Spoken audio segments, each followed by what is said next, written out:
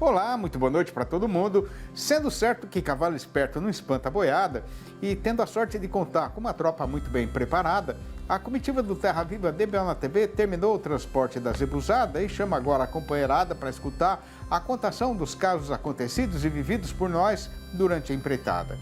E para começar esta função novidadeira, a gente anuncia então a apresentação da prosa brideira do dia. Como já é do conhecimento dos companheiros e companheiras boiadeiros, o outubro recentemente terminado foi simplesmente maravilhoso para o setor exportador. Mais gostoso até do que um canecão de gabiroba bem madura, né?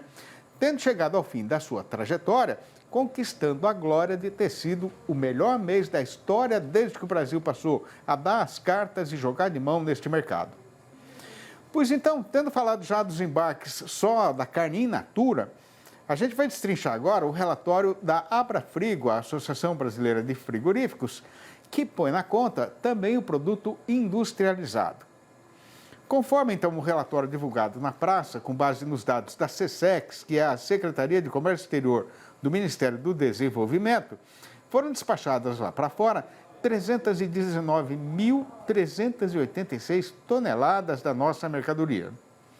Este volume representou um fortíssimo crescimento de 34% em relação ao período correspondente do ano passado.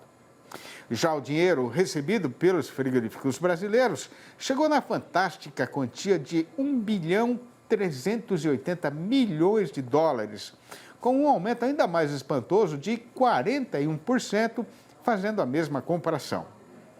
Repare agora, amiga pecuarista, que, para surpresa de ninguém, a lista da nossa freguesia continuou sendo ponteada pela China, que na soma de janeiro a outubro já comprou nada menos que 1.089.670 toneladas, a um custo de 4.842 bilhões de dólares.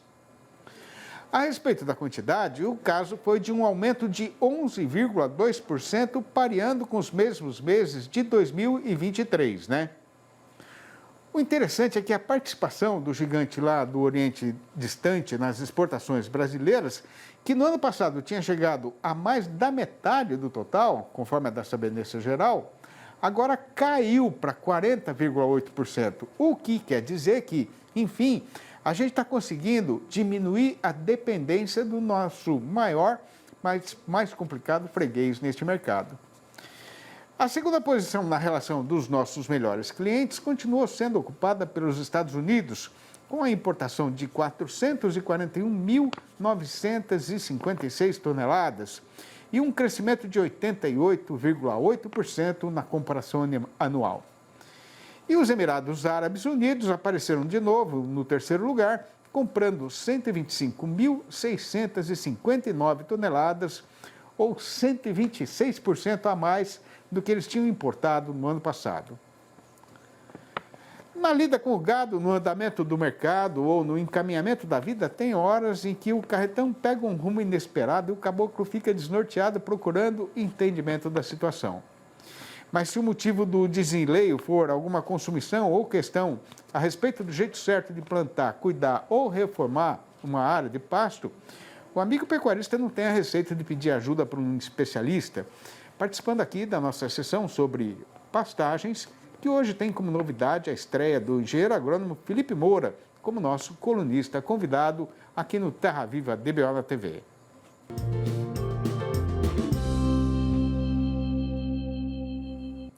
E no programa de hoje a gente vai ver como é que o companheiro boiadeiro deve proceder para garantir uma boa recuperação do pasto agora no começo da estação das águas. Confira. Nós viemos de um período de uma seca muito prolongada e isso determinou os pastos bastante secos, sem nada de crescimento. Porém, com o retorno das chuvas, esse padrão mais verde ele volta, mesmo com os pastos produzindo pouco ainda. Mas lembre-se de que quando normalmente as chuvas voltam, em conjunto tem um aumento também de temperatura e um aumento da luminosidade. Água, luz e temperatura são os três fatores que determinam o aumento da produção das pastagens.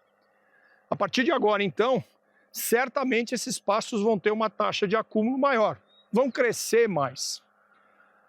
A planta, ela quer nesse momento agora aumentar o número de perfilhos, aumentar o número de plantinhas por metro quadrado, para que esse aumento dessas plantinhas tenha um aumento da quantidade de folhas e esses espaços serem ocupados por folha. Esse aumento da quantidade de folha vai determinar, então, uma maior captação da luz solar e vai fazer com que esses pastos cresçam cada vez mais, acumulando agora, então, carboidrato, reservas no sistema radicular. É essa reserva que a planta vai utilizar para depois sempre rebrotar após um pastejo. Porém, é nessa época, agora do ano, que o ajuste de carga, ou seja, a quantidade de animais que você vai colocar na área em cima de quanto que os teus pastos estão crescendo, vai ser determinante para a quantidade total que esse pasto vai produzir no verão. Um erro agora, ou seja, uma quantidade de animais muito acima do ideal, vai fazer com que essa planta não tenha essa recomposição foliar e a partir daí, então, ela não consiga mais repovoar essa área. Então, independente do seu método de pastejo, se contínuo, se rotacionado, enfim, ele não conseguir ajudar agora a planta mesmo, esse padrão entre o que o animal precisa e a folha também, ele vai ficar desbalanceado. Então comece a reparar nas alturas dos pastos da fazenda de vocês. Dê uma olhada agora se os animais estão entrando numa altura correta e saindo também na altura correta e ideal, e nós vamos falar muito sobre isso. Se os pastos já estiverem chegando na altura ideal, num tempo muito anterior a que você estiver colocando os animais, você precisa aumentar essa velocidade de giro, o que a gente chama de aumentar a frequência. E se depois da saída deles, o resíduo estiver muito alto, significa então que a quantidade de animais está abaixo do ideal. Então veja que você vai ter que então ter um compromisso entre a velocidade, que é a frequência, e a quantidade de animais, que é a intensidade do pastejo. Não esqueça de cuidar do seu pasto para que ele cuide dos seus animais. Com a empreitada sendo tocada da maneira certa que tinha sido planejada, neste ponto da estrada a comitiva vai fazer uma parada ligeira, mas já que a gente vai voltar para recomeçar esta lida marchadeira. Aguarde. Impresso ou digital? Se você quer o melhor conteúdo para a pecuária, fique com os dois. Tenha sempre seus exemplares da DBO à disposição, no escritório, na caminhonete ou ao alcance de seus colaboradores na fazenda. DBO é fonte de conhecimento, reportagens de campo, matérias, artigos e análises de mercado. Entre lá na nossa loja no portal DBO e faça sua assinatura impressa e digital ou só digital. Tendo perfeito conhecimento do funcionamento do mercado pecuário, todo mundo que ganha vida na lida de gado já sabia que, com o avançamento do tempo no calendário, o ciclo de baixa chegaria ao fim e em alguma hora a arroba teria de começar a melhorar, né? Mas esticando a vista logo ali para o nosso passado muito recente, até o outro dia nem o mais otimista dos especialistas estava imaginando que o vento fosse mudar de lado tão de repente e que a nossa praça boiadeira pudesse se largar na subida da ribanceira assim, nessa desabalada carreira em que ela está agora, né? Pois então, tendo a precisão de adquirir informação de qualidade a respeito do rumo que o carretão vai tomar no eito daqui para frente, a gente convidou para esticar uma prosa aqui no programa o engenheiro agrônomo Pedro Gonçalves, analista da Scott Consultoria, que vai participar da nossa entrevista do dia, falando ao vivo por vias internéticas, diretamente da cidade de Bebedouro, aqui no interior paulista. Boa noite, Pedro. É uma satisfação ter de novo a sua presença aqui no nosso terreiro. Seja muito bem-vindo ao rancho mais uma vez. Tudo bem por aí, Pedro? Muito obrigado mais uma vez, uma boa noite a todo mundo que está acompanhando, para você também. Sidney, o prazer estar aqui falando desse mercado que vem bastante movimentado, né? Pois é, fim de ano prometendo, né? Ô Pedro, aí, falar nisso, né? Aí na Scott, vocês já estão vendo aí, já estão conseguindo ver o boi de R$350, hein? Falar para você, Sidney, estava comentando aí, até uma história, né, engraçada, eu estava brincando esses tempos com o Scott. Se me perguntassem aí sobre a arroba do boi gordo, sei lá, uns 4, 5 meses atrás, como que seria o final de ano, eu não ia apostar de jeito nenhum que ia ter passado dos R$300. E hoje a gente já está perguntando, vai chegar nos 350 para ver como que é a loucura. E a gente recebe bastante pergunta, quando chega nos 400, até outro dia, até quando ia chegar nos 300. E sim, a gente já está enxergando um cenário, hoje o preço aí é referência, ficando na faixa dos R$340 por arroba, e a gente já vê algumas negociações que já atingem esse patamar dos R$350, pensando aí no bovino de exportação e alguns outros bovinos que recebem premiação em cima de premiação em algumas regiões, até superando esses dois preços mesmo. Ou seja, esse cenário para o fim de ano desenha para os preços bastante firmes aí, novas altas não estão descartadas em hipótese alguma, tudo pode acontecer, mas o trabalho dos preços para esse final de ano deve seguir bastante firme aí, para cima dessa casa dos 340, até com um pouco de tranquilidade dá para falar isso. Quem diria, né, Pedro? Bom, a evolução do mercado é essa mesma, né? Bom, agora com o mês de novembro, estando perto já de vencer sua metade abrideira, né, Pedro? Ainda tem muito gado terminado no confinamento para chegar no mercado? É claro que o que a gente enxerga, né, a situação do gado confinado para esse ano, a gente está falando de um recorde de participação de gado confinado. As primeiras estimativas aí apontavam de 6,5 milhões até 7 milhões aqui dentro. O benchmark do Confina Brasil, inclusive, já está para sair. A gente está com esses dados atualizados, mostrando um pouco dessa tecnologia, né, dessa utilização do confinamento para o nosso país. E a gente enxerga que pode ter um pouco da diminuição, porém os volumes de gado confinado são grandes, são bastante, inclusive, para fornecer a carne que a gente tem aí para esse final de ano, né? O churrasquinho vai estar ali presente sem problema algum e também para exportação. Quando a gente faz um comparativo até em relação a abate, segundo semestre, primeiro semestre, a gente vê um volume significativamente, um pouquinho ligeiramente, né, na verdade, maior no segundo semestre em relação ao primeiro, muito porque a utilização do confinamento, desde lá de quando surgiu, né, práticas de 1970, 1980, inclusive eu sempre brinco que o Scott foi um dos primeiros a falar dessas práticas do confinamento, para justamente suprir essa necessidade dos bovinos a pasto, que é o período que a gente tem aí a seca, né, diminuição da qualidade das pastagens, e isso aconteceu bastante quando a gente vê esses dados. Ou seja, final do ano ainda vai ter bastante gado confinado, ofertado aqui, não vai ter problema na questão da oferta. O que a gente vê é uma situação em que o gado confinado já está comercializado, né? Praticamente quem é confinador já vendeu esse gado para as unidades frigoríficas, e aí por isso a gente vê uma necessidade maior de compra das unidades, porque eles já têm o gado estocado e quando eles vão na compra no spot a oferta já chega um pouco mais limitada. Agora, Pedro, e depois que esse estoque de gado de coxa acabar, o que é que vai acontecer com a oferta de animais para abate no país? Aí a gente começa a ter um enxugamento. Por mais que nós estamos aí no momento de chuvas, né? Inclusive hoje aqui em Bebedouro choveu bastante, até desde a madrugada, ficou até de tardezinha chovendo um pouco. Essa semana foi muito boa de chuva, depois de um período muito longo de secas, as queimadas, tudo que a gente teve, a gente já está vendo a recuperação das pastagens. Porém, para essa oferta de pastagens começar a se tornar um pouco mais significativa, leva um pouco de tempo. Então, a gente deve ter aí uma janela de oferta um pouco mais limitada, virando aí dezembro, até pensando em janeiro, para realmente voltar a esse fluxo normalizado de oferta, principalmente do gado proveniente a pasto, que hoje nosso rebanho, praticamente 95%, 97% da nossa produção, né, de carne bovina aqui vem do pasto, né, de carne bovina não, né, do rebanho, porque a carne bovina praticamente 17%, 18% aí acaba sendo proveniente do confinamento. Como é que está sendo até agora, Pedro, a reação do consumidor brasileiro em relação ao aumento dos preços da carne no balcão do açougue?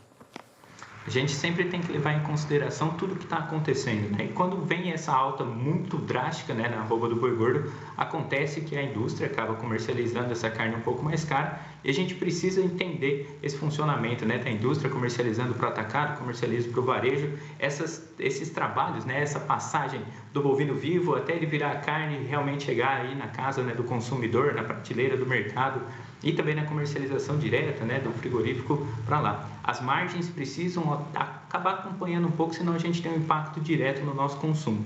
O que aconteceu, né? A gente até monitorou, recentemente compartilhou nas nossas mídias sociais o que está acontecendo. A alta muito drástica da arroba do boi gordo acabou não chegando da mesma intensidade para o consumidor. Porém, a gente já começa a observar uma limitação em relação à disponibilidade, né? Disponibilidade não, a compra do produto por parte do consumidor final, preferindo até comprar um pouco mais de carne suína, um pouco mais de carne de frango, tanto que a gente vê o aumento do consumo dessas outras proteínas frente à carne bovina. Porém, ainda não foi uma coisa muito drástica, não, o consumo diminuiu, parou totalmente, não. A gente está vendo o consumo interno de carne bovina ainda muito alto, a gente está falando de um ano de recorde, né, de produção de carne bovina, 10,2 milhões de toneladas, então disponibilidade aqui não vai ser problema, seu churrasco está bem garantido no final de ano, viu, Sidney? Tá certo.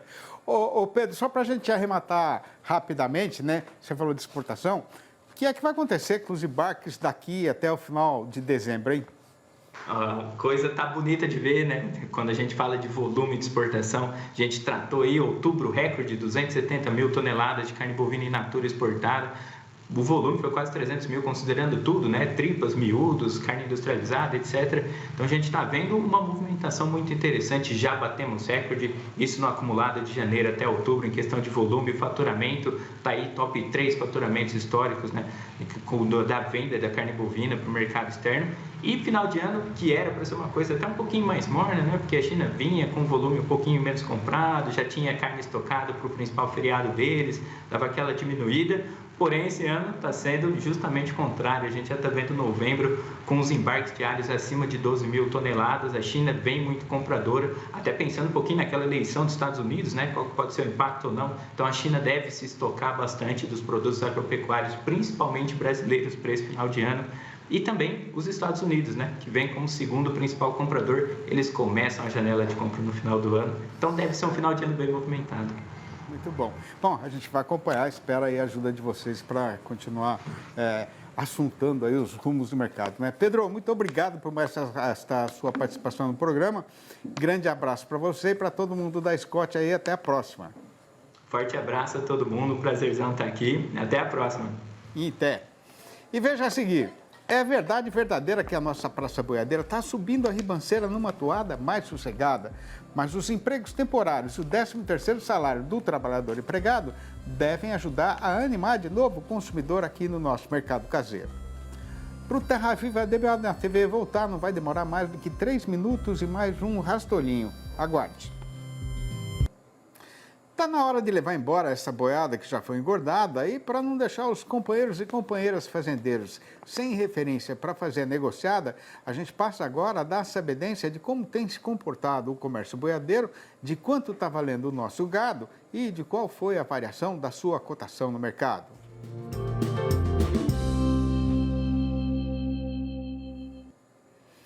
Na carreira do tempo contra o cavalo rei dos parelheiros, para ver qual dos dois é o mais ligeiro, no meio da poeira que está sendo levantada, não está dando para enxergar direito a estrada, mas, de qualquer maneira, dá para ter plena certeza de que o carretão continua embicado com firmeza na subida da ribanceira. É verdade verdadeira mesmo que, nesta metade abrideira de novembro, a nossa Praça Boiadeira está andando numa toada um pouco mais sossegada do que era o esperado pelo povo do mercado pecuário. E a explicação é o assustamento da população com o aumento do preço da carne no balcão do açougue. Além disso, com a chegada de boiadas terminadas no confinamento, a programação da indústria em geral está menos apertada, mas a situação continua sendo de forte carestia de mercadoria em todas as principais regiões de comercialização de animais do país. Por outro lado, a contratação de funcionários temporários e o pagamento em breve da primeira parcela do 13º salário ao trabalhador empregado devem ajudar a melhorar o consumo interno. E tem ainda a exportação, que continua em grande animação, com os embarques daqui e lá para fora registrando, mais uma vez, um extraordinário crescimento agora no começo deste mês. Passando o traço e fechando o compasso, o resultado foi que, no balanço do dia da Scott Consultoria, foram apuradas mudanças nas cotações em 14 das 32 regiões pesquisadas rotineiramente em todo o Brasil, e a novidade foi que a arroba subiu em 12 destas praças consideradas, mas em 2 ela caiu. Isso depois de muito tempo de alta ou de estabilidade, né? Tá certo que a gente até já está desacostumado de falar de redução de preço aqui, né? Mas a situação também não chega a ser motivo de preocupação, porque o que aconteceu foi só um ajuste normal de mercado. Pois então, para não matar ninguém de ansiedade e sem mais enleios nem devorteios, já fiquem os companheiros e companheiras boiadeiros devidamente informados de que quem abriu esta listinha das derriçadas foi o Sudeste da Rondônia, onde a vaca escorregou para R$ 278 para pagamento a prazo e ainda para descontar a parte do fundo rural. E o caso também foi de queda em Paragominas, no Pará, com o boi sendo derrubado para R$ 296. Mas a praça de Marabá, no mesmo estado, foi para o outro lado e registrou alta para a fêmea, que está custando agora, no mínimo, R$ 285. Já em Belo Horizonte, a capital das Minas Gerais, a arribada foi geral, com o boi indo para R$ 325 e a vaca para R$ 315. No mesmo trieiro de Morro Acima foi o sul do estado, onde o macho foi levantado para R$ 317 e a fêmea para R$ 297. Aumentou tudo também em Goiânia, a capital do Goiás, sendo que o boi está a R$ 325 e a vaca a R$ 310. No sudoeste de Mato Grosso, a conversa agora começa com o macho a R$ 312 e a fêmea a 300 redondos. No sul da Bahia, a vaca passou para R$ 285. No sul do Tocantins, o macho avançou para R$ 310 e a fêmea arredondou 300. No norte tocantinense, o boi está saindo também por R$ 310. No Espírito Santo, os preços novos são R$ 315 para o macho e R$ 295 para a fêmea. No Rio de Janeiro, o boi foi para R$ 325 e a vaca para R$ 305. No noroeste do Paraná, o macho melhorou para R$ 330. E em Pelotas, no Rio Grande do Sul, o boi encareceu para R$ 9,80 o quilo vivo, o que dá R$ 294 se o negócio fosse em arrobas, né? Enquanto a vaca se largou para R$ 9,00 o quilo ou R$ 270 por arroba. Viajando sozinho, eu entrei num capão de mato fechado, mas parei o arazão tostado e fiquei escanchado na sela, sondando o caminho, cismento por não escutar a cantoria de passarinho. Nesse momento eu vi um vulto cinzento atocaiado na roda da imburana e, para minha defesa, puxei o chimite inglês e atirei uma vez para espantar a sussuarana, que, assustada com essa minha valentia, se enfiou na galharia e foi campear outra presa para tratar da sua cria.